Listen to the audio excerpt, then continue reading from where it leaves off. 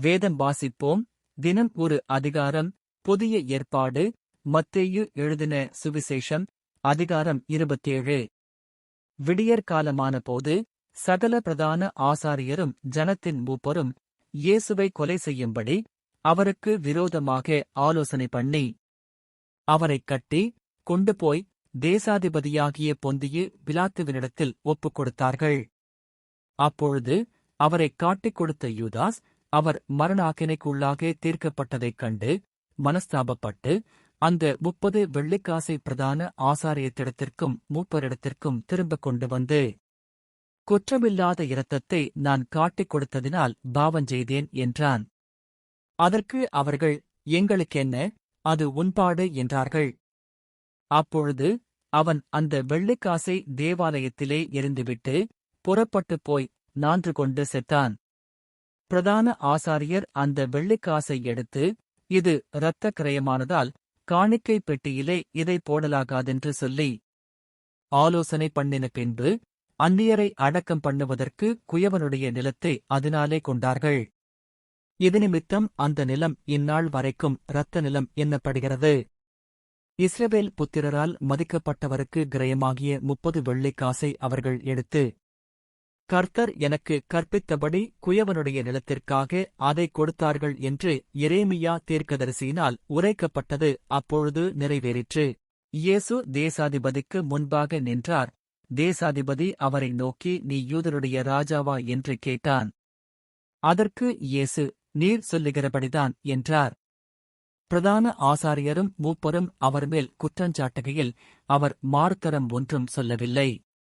அப்பொழுது பிலாத்து அவரை நோக்கி, இவர்கள் உன்மேல் எத்தனையோ குற்றங்களை சாட்டுகிறார்களே, நீ அவைகளை கேட்கவில்லையா என்றான். அவரோ ஒரு வார்த்தையும் மாறுத்தரமாகச் சொல்லவில்லை. அதனால் தேசாதிபதி மிகவும் ஆச்சரியப்பட்டான். காவல் பண்ணப்பட்டவர்களில் எவனை விடுதலையாக்க வேண்டுமென்று ஜனங்கள் கேட்டுக்கொள்வார்களோ அவனை அவர்களுக்காக விடுதலையாக்குவது பண்டிகை தோறும் தேசாதிபதிக்கு வழக்கமாயிருந்தது. அப்பொழுது காவல் பண்ணப்பட்டவர்களில் பரபாஸ் எண்ணப்பட்ட பேர் போன ஒருவன் இருந்தான். பொறாமையினாலே அவரை ஒப்புக் கொடுத்தார்கள் என்று பிலாத்து அறிந்து, அவர்கள் கூடியிருக்கையில் அவர்களை நோக்கி, எவனை நான் உங்களுக்கு விடுதலையாக்க வேண்டுமென்றிருக்கிறீர்கள்? பரபாசையோ, கிறிஸ்து எண்ணப்படுகிற இயேசுவையோ என்று கேட்டான். அவன் நியாயாசனத்தில் உட்கார்ந்திருக்கையில் அவருடைய மனைவி அவனிடத்தில் ஆள் அனுப்பி, நீர் அந்த நீதிமானை ஒன்றும் செய்ய வேண்டாம், அவர் நிமித்தம் இன்றைக்குச் சொப்பனத்தில் வெகு பாடுபட்டேன் என்று சொல்லச் சொன்னாள். பரபாசை விட்டுவிடக் கேட்டுக்கொள்ளவும் இயேசுவை கொலை செய்விக்கவும் பிரதான ஆசாரியரும் மூப்பரும் ஜனங்களை ஏவிவிட்டார்கள். தேசாதிபதி ஜனங்களை நோக்கி, இவ்விருவரில் எவனை நான் உங்களுக்காக விடுதலையாக்க வேண்டும் என்று கேட்டான். அதற்கு அவர்கள், பரபாசை என்றார்கள். பிலாத்து அவர்களை நோக்கி, அப்படியானால் கிறிஸ்து எண்ணப்படுகிற இயேசுவை நான் என்ன செய்ய வேண்டும் என்று கேட்டான். அவனைச் சிலுவையில் அறைய வேண்டும் என்று எல்லாரும் சொன்னார்கள். தேசாதிபதியோ, ஏன், என்ன பொல்லாப்புச் செய்தான் என்றான். அதற்கு அவர்கள், அவனைச் சிலுவையில் அறைய வேண்டும் என்று அதிகமாய்க் கூக்குரலிட்டுச் சொன்னார்கள். கலகம் அதிகமாகிறதையல்லாமல் தன் பிரயத்தனத்தினாலே பிரயோஜனமில்லை என்று பிலாத்து கண்டு தண்ணீரை அள்ளி ஜனங்களுக்கு முன்பாக கைகளைக் கழுவி, இந்த நீதிமானுடைய இரத்தப் பழிக்கு நான் குற்றமற்றவன், நீங்களே பார்த்துக் கொள்ளுங்கள் என்றான். அதற்கு ஜனங்களெல்லாரும், இவனுடைய இரத்தப்பழி எங்கள் மேலும் எங்கள் பிள்ளைகள் மேலும் இருப்பதாக என்று சொன்னார்கள். அப்பொழுது அவன் பரபாசை அவர்களுக்கு விடுதலையாக்கி இயேசுவையோ வாரினால் அடிப்பித்து சிலுவையில் அறையும்படிக்கு ஒப்புக் கொடுத்தான்.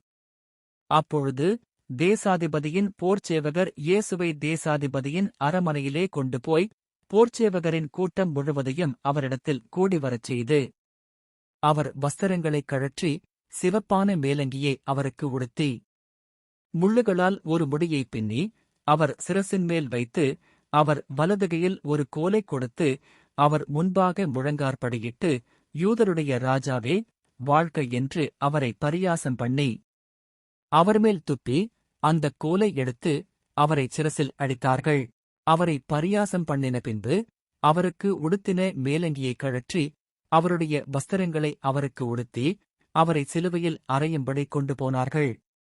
போகையில் சிரேனே ஊரானாகிய சீமோன் என்னப்பட்ட ஒரு மனுஷனை அவர்கள் கண்டு அவருடைய சிலுவையைச் சுமக்கும்படி அவனை பலவந்தம் பண்ணினார்கள். கபாலஸ்தலம் என்று அர்த்தங்கொள்ளும் கொல்கொதா என்னும் இடத்துக்கு அவர்கள் வந்தபோது கசப்பு கலந்த காடியை அவருக்கு குடிக்கக் கொடுத்தார்கள். அவர் அதை ருசி பார்த்து குடிக்க மனதில்லாதிருந்தார். அவரைச் சிலுவையில் அறைந்த பின்பு அவர்கள் சீட்டு போட்டு அவருடைய வஸ்திரங்களை பங்கிட்டுக் கொண்டார்கள். என் வஸ்திரங்களை தங்களுக்குள்ளே பங்கிட்டு என் உடையின் பேரில் சீட்டு போட்டார்கள் என்று தீர்க்கதரிசியால் உரைக்கப்பட்டது நிறைவேறும்படி இப்படி நடந்தது. அவர்கள் அங்கே உட்கார்ந்து அவரை காவல் காத்துக் கொண்டிருந்தார்கள். அன்றியும் அவர் அடைந்த ஆக்கினையின் முகாந்தரத்தை காண்பிக்கும் பொருட்டு இவன் யூதருடைய ராஜாவாகிய இயேசு என்று எழுதி அவர் சிரசுக்கு மேலாக வைத்தார்கள். அப்பொழுது அவருடைய வலது பக்கத்தில் ஒருவனும் அவருடைய இடது பக்கத்தில் ஒருவனுமாக 2 கள்ளர் அவரோட கூட சிலுவைகளில் அறையப்பட்டார்கள். அந்த வழியாய் நடந்து போகிறவர்கள் தங்கள் தலைகளைத் துலுக்கி, தேவாலயத்தை இடித்து 3 நாளைக்குள்ளே கட்டுகிறவனே, உன்னை நீயே ரட்சித்துக்கொள், நீ தேவனுடைய குமாரனானால் சிலுவையிலிருந்து இறங்கி வா என்று அவரை தூஷித்தார்கள். அப்படியே பிரதான ஆசாரியரும் வேதபாரகரும் மூப்பரும் பரியாசம் பண்ணி மற்றவர்களை ரட்சித்தான், தன்னைத்தான் ரட்சித்துக் கொள்ள திராணியில்லை. இவன் இஸ்ரவேலின் ராஜாவானால் இப்பொழுது சிலுவையிலிருந்து இறங்கி வரட்டும், அப்பொழுது இவனை விசுவாசிப்போம்.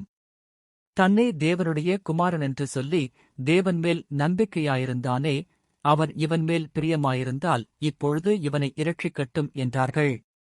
அவரோடே கூட சிலுவைகளில் அறையப்பட்ட கள்ளரும் அந்தப்படியே அவரை நிந்தித்தார்கள். 6 மணி நேரம் முதல் 9 மணி நேரம் வரைக்கும் பூமி எங்கும் அந்தகாரம் உண்டாயிற்று.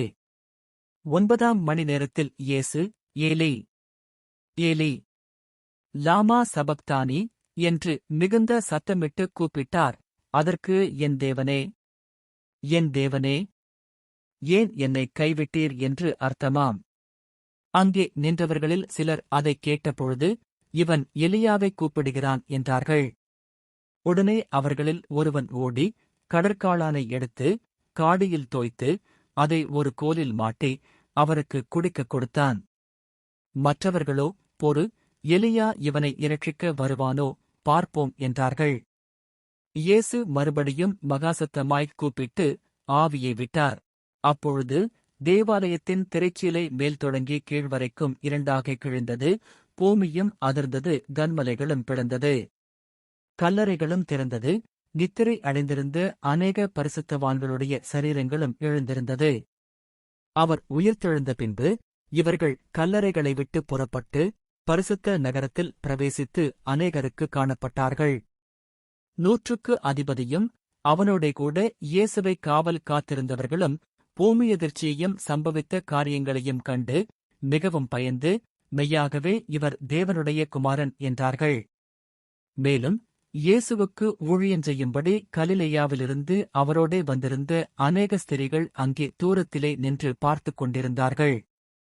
அவர்களுக்குள்ளே மகதலேனா மரியாளும், யாக்கோபுக்கும் யோசேக்கும் தாயாகிய மரியாளும், செபதேயுவின் குமாரருடைய தாயும் இருந்தார்கள்.